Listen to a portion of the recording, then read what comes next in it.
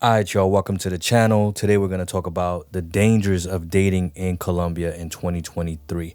So this is applicable to Colombia, but also Latin America, Asia, but we're going to focus on Colombia. So if you're visiting Colombia and you're looking to date and you hop on a dating app such as Tinder, you need to be very, very careful. On Tinder, you have predators. These women, they work in groups. If you do decide to take that direction and date on Tinder, taking her to a hotel might be your smartest option, as most hotels require IDs. Now, IDs could be fake, but at least it's better than nothing. Now, a red flag is someone that's overly nice. You know, she doesn't even know you, and here she is complimenting you a lot, being very nice to you. That should raise a red flag. Like Latin women, they could be loving, but there's a limit, right? You should always see the angle. Also, if she asks you to go back to your apartment right away, that's another red flag, because in Colombia, because of the insecurity and the danger, women by and large, they don't like to go to somebody that they just met, that they don't even know, back to their apartment. Off the bat, she wants to go back to your apartment.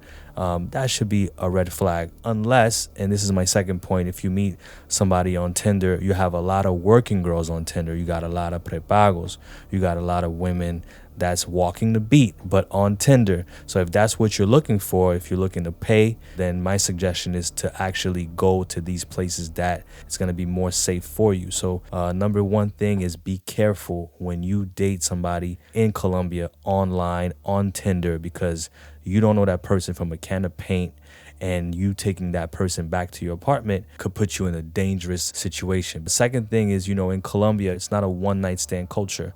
Do one-night stands happen in Colombia? Of course, but it's not the culture. You understand? Like in the US, you could go to a bar, you could go to a club by yourself or your friends, you meet somebody, you hit it off, and at the end of the night, you make it back to your apartment with that woman. In Colombia, it doesn't go down like that because of the insecurity and the danger. You got kidnappings, you got all types of stuff. So women are they like to go out in groups, and then you can step to them and ask them to dance, which is cool. They'll dance with you, but for them to leave their group of friends and go back with you at your house, it's not the norm. If you go to a club and then women approach you, like a woman approaches you or two women approach you to a point where you feel like you can take them back home, hey man, that's a red flag. They spotted you already. They know how they dress, how they talk, how they dance, right? So they know when they're dealing with a foreigner.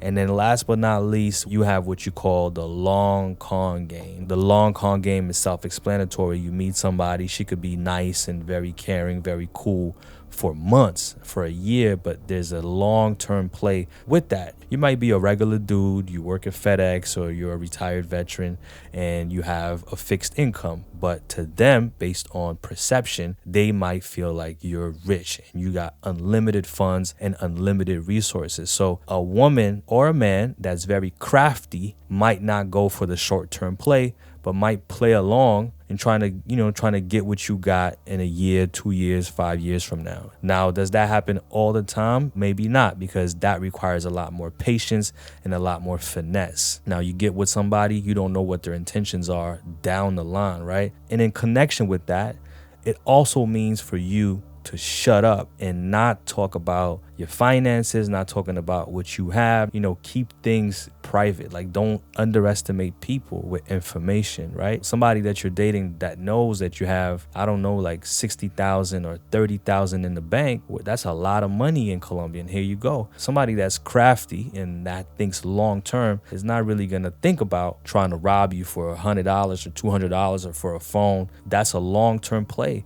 A kidnapping might come into play.